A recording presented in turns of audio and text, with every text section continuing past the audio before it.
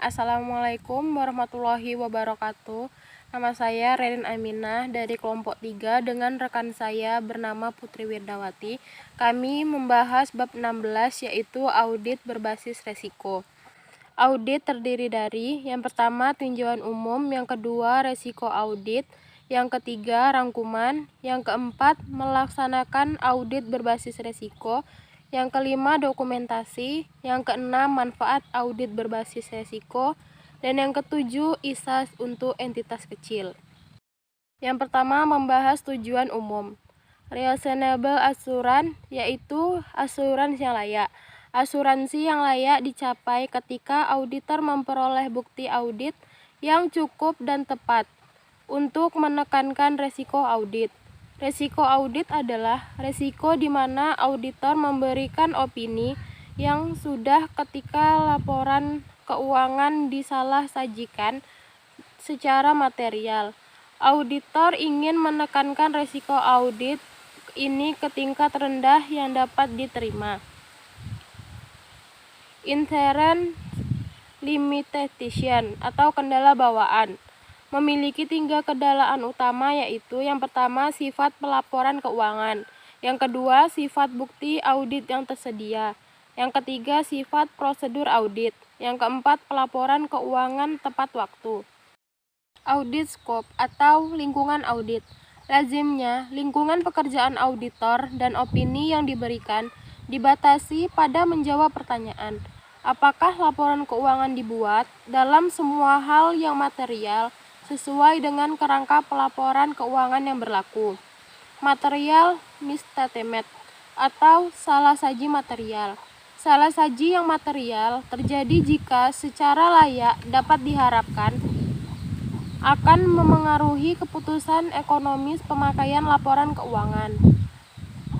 Asersi atau assertion, pernyataan yang diberikan manajemen secara singkat maupun implisit yang tertanam di dalam atau merupakan bagian dari laporan keuangan. Resiko audit. Resiko audit adalah resiko memberikan opini audit yang tidak tepat atas laporan keuangan yang disalah sajikan secara material. Tujuan audit ialah menekankan resiko audit ini ke tingkat rendah yang dapat diterima auditor. Seperti dijelaskan di atas, auditor dapat menekankan resiko audit ke titik nol. Untuk menekankan resiko audit ke tingkat rendah yang dapat diterima, auditor harus yang pertama menilai resiko salah saji yang material, dan yang kedua menekankan resiko pendeteksian. Selanjutnya rangkuman. Tujuan entitas membuat laporan keuangan bebas salah saji yang material. Pada baris resiko bawaan berisi semua faktor risiko bisnis dan kecurangan yang dapat menyebabkan laporan keuangan disalah sajikan secara material atau tanpa mempertimbangkan mitigasi oleh pengendalian internal. Tujuan auditor menentukan apakah laporan keuangan entitas bebas dari salah saji yang material. Menyajikan peran auditor, auditor berupaya menentukan apakah laporan keuangan entitas bebas dari salah saji yang material. Untuk itu, ia melakukan penilaian risiko, potensi salah saji yang material dalam laporan keuangan. Selanjutnya itu ada melaksanakan audit berbasis risiko. Melaksanakan audit berbasis risiko ini terbagi menjadi 3. Yang pertama ada menilai risiko atau risk assessment. Yang kedua itu ada risk response atau menanggapi risiko. Dan yang ketiga itu ada reporting atau laporan. Nah, kita masuk ke yang pertama, yaitu menilai risiko atau risk assessment adalah melaksanakan prosedur penilaian risiko untuk mengidentifikasi dan menilai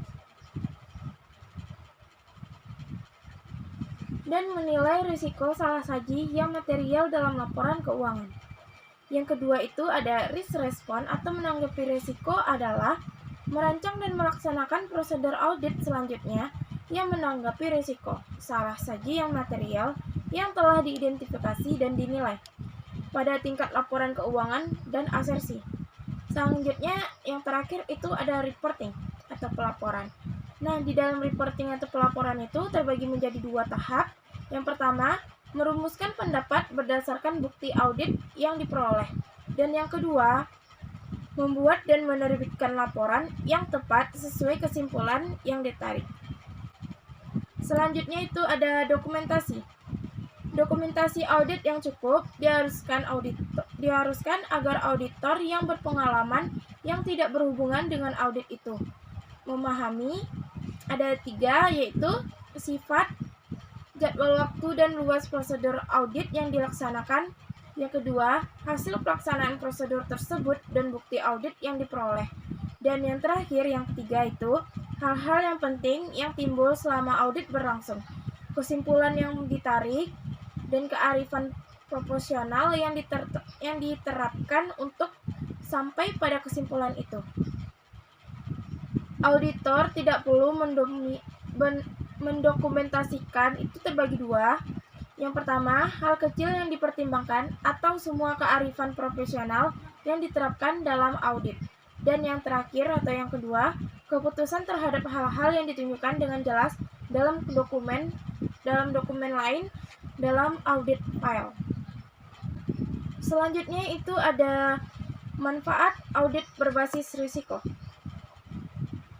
Manfaat audit berbasis risiko itu terbagi menjadi 5. Yang pertama itu adalah ada fleksibilitas waktu. Yang kedua ada terfokus, upaya tim audit terfokus pada area kunci. Yang ketiga ada prosedur audit terfokus pada risiko. Dan yang keempat ada pemahaman atas pengendalian internal. Dan yang kelima, yang terakhir itu ada komunikasi tepat waktu. Bila kita masuk ke yang pertama, yaitu ada fleksibilitas waktu. Itu ialah karena prosedur penilaian risiko tidak menguji transaksi dan saldo secara rinci, prosedur itu dapat dilaksanakan jauh sebelum akhir tahun. Dengan asumsi tidak ada perubahan operasional yang besar, ini dapat menyeimbangkan beban kerja audit secara merata sepanjang tahun. Dan yang kedua itu ada upaya tim audit terfokus pada area kunci, yaitu dengan memahami di mana risiko salah saji material bisa terjadi dalam laporan keuangan. Auditor dapat mengarahkan tim audit ke hal-hal berisiko tinggi atau high risk areas dan mengurangi pekerjaan pada low risk areas. Yang ketiga itu ada prosedur audit terfokus pada risiko, yaitu prosedur audit selanjutnya dirancang untuk menanggapi risiko yang dinilai. Yang keempat itu ada pemahaman atas pengendalian internal, yaitu pemahaman terhadap pengendalian intern yang diwajibkan ISA memungkinkan auditor mengambil keputusan yang tepat untuk tidak menguji efektifnya pengendalian intern. Yang terakhir yaitu yang kelima ada komunikasi tepat waktu, yaitu pemahaman terhadap pengendalian intern yang meningkat memungkinkan auditor mengidentifikasi kelemahan dalam pengendalian intern yang sebelumnya tidak diketahui. Selanjutnya itu ada ISAS untuk entitas kecil. ISAS tidak membedakan pendekatan audit untuk entitas yang terdiri dari 1 orang dan pendekatan audit untuk entitas yang memperkerjakan ribuan pegawai. Suatu audit adalah mutu audit, dan audit is an audit. Konsekuensinya ialah pendekatan dasar suatu audit tidak berubah sekedar karena entitasnya kecil. Selanjutnya itu ada butir-butir penting sebagai berikut. Yang pertama, tujuan audit adalah sama untuk ukuran audit apapun. Yang kedua, itu ada prosedur audit khusus atau spektif bervariasi tergantung ukuran entitas dan risiko yang dialami atau asset risk.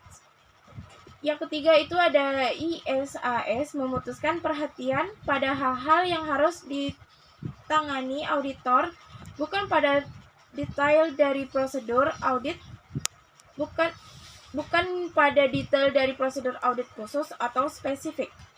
Dan yang keempat ada rancangan dari prosedur audit khusus selanjutnya tergantung dari penilaian risiko oleh auditor. Yang kelima itu ada penerapan kearifan profesional atau profesional judgment yang tepat sangatlah penting dalam menentukan prosedur audit untuk menanggapi risiko yang dinilai. Yang terakhir yaitu yang keenam, kearifan profesional tidak dapat dijadikan alasan untuk tidak mematuhi ketentuan ISA kecuali dalam situasi istimewa atau exceptional circumstances. Beberapa saran untuk menerapkan kewajiban yang ditetapkan ISAS dalam penugasan audit yang kecil adalah sebagai berikut. Yang pertama itu ada ambillah waktu untuk membaca seluruh clarified ISAS dan latih start. 2. Ambillah waktu untuk merencanakan audit dengan baik meskipun entitasnya kecil. Dan yang ketiga, itu ada evaluasi lingkungan pengendalian atau control environment. Inilah komponen pengendalian internal yang sangat menentukan dalam entitas kecil. Dan yang terakhir, yang keempat, itu ada sempurnakan auditnya. Buat peningkatan dari tahun ke tahun. Apakah KAP Anda atau KAP lain yang mengaudit tahun lalu? Sekian presentasi dari kami. Apabila ada kesalahan atau kekurangan, kami mohon maaf. Wabillahi taufiq wal hidayah. Assalamualaikum warahmatullahi wabarakatuh.